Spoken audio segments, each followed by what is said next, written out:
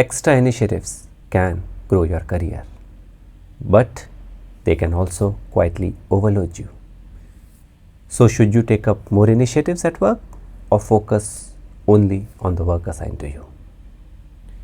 Before you decide whether to take up an extra initiative, what should you look at?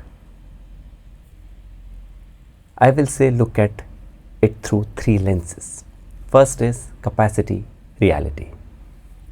Can you accept a new initiative without damaging core performance? We'll talk about this later as well, but this is the first check we need to do. Do we have the capacity to pick up the initiative or not?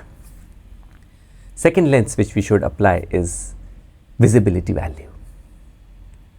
Whichever initiative we are looking to pick up, will the initiative place you closer to important problems, stakeholders, or it will involve cross-functional work which helps you build visibility. Third lens which you should look at is career leverage.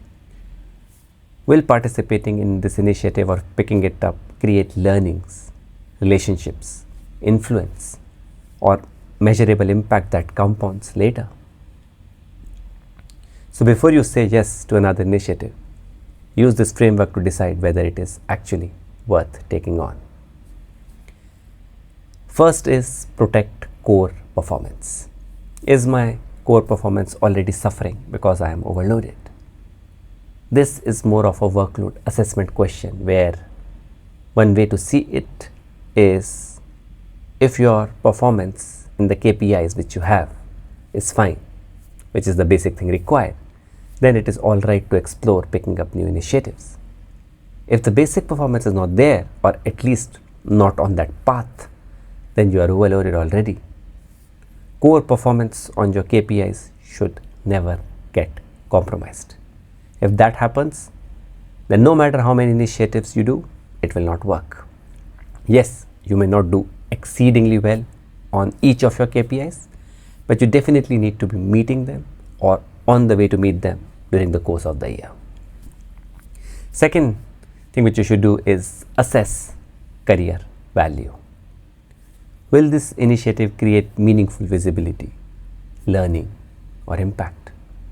Does it support the direction in which you want your career to move? These are all extremely subjective questions, and if you are looking to answer this, then it implies you are seeing things happening in front of you and you want to be more meaningful about your choices.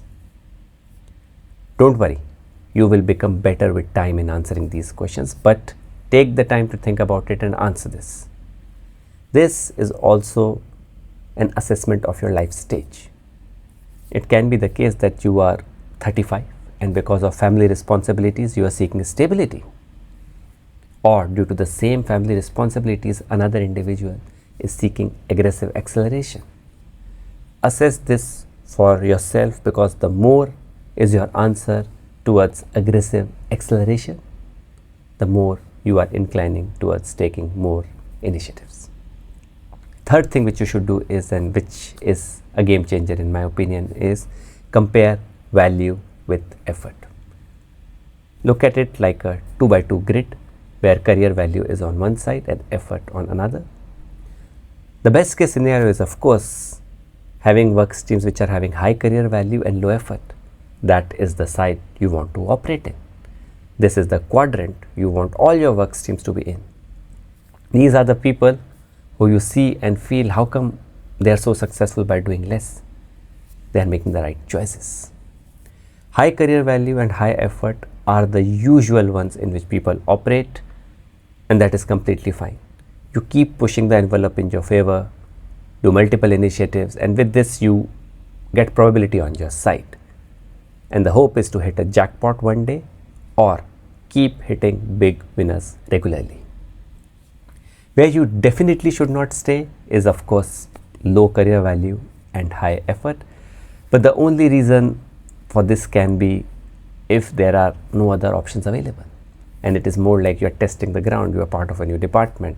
It is like a runway before your aircraft takes off. Low career value and low effort. You can have some of your work streams in this quadrant. You can live with it as it is low effort. And as we are assuming low effort, so no harm done. but try not to have too many work streams here, or else you will be labeled as the person who is good in maintenance, not impact or generating value. And the point of this exercise is not to say yes to every initiative. It is to identify the work that creates the highest career value for the least avoidable cost. Maintain your core work and choose 1 or 2 additional initiatives only when they create meaningful career value relative to the effort involved. Fourth thing which you should do is check your real reason. Am I accepting this work stream because it is strategically useful or because I struggle to say no? This is more of an introspection question, which is answering whether this initiative is important to me personally, strategically useful to the company, or I just said yes to it because my reporting manager nominated me. Fifth step which you can take is limit your commitments. This is more of an extension from the 2x2 grid. Definitely choose 1 or 2 high leverage initiatives. It is something which will give you visibility and can be important for you in the long run. If you are also a cog in the wheel and not leading it, it is all right. You get the exposure, you get to know the stakeholders, and who knows, maybe in the same project people drop out and you are elevated. Or in the next project, you are the one who is elevated based on your performance in this one. Give yourself a chance to succeed in the right place. It will not happen automatically. But do remember, do not collect extra work merely to appear proactive. Last step which you should do is review after 8 to 12 weeks. It is the most underrated aspect of the entire steps. Every few weeks, I would say 2 to 3 months, which translates broadly to 8 to 12 weeks, review which work streams are where. The work streams placement on the 2x2 grid can change from the day you were thinking about picking them. So review them every 8 to 12 weeks. You may not have too much scope to change your participation in the work stream. That can be a constraint, but doing this opens up your mind to possibilities. Doing this makes you think more meaningful about your participation in the work streams. So for example, if you know that there are 2 work streams in which you want to opt out, as soon as a possibility opens up of doing that, you will grab it with both hands. But without doing this review, you will be operating in the dark. Similar is the case if you feel that you do not have 1 or 2 high leverage work streams. Then this exercise will reveal that. This exercise can also reveal that even though you put your best effort in, you do not have 1 or 2 high leverage work streams. This will plant a seed in your mind that anytime you see another high impact work stream floating around, you will try to get into it. But without knowing the current status of your work streams, you will not be able to make a meaningful decision.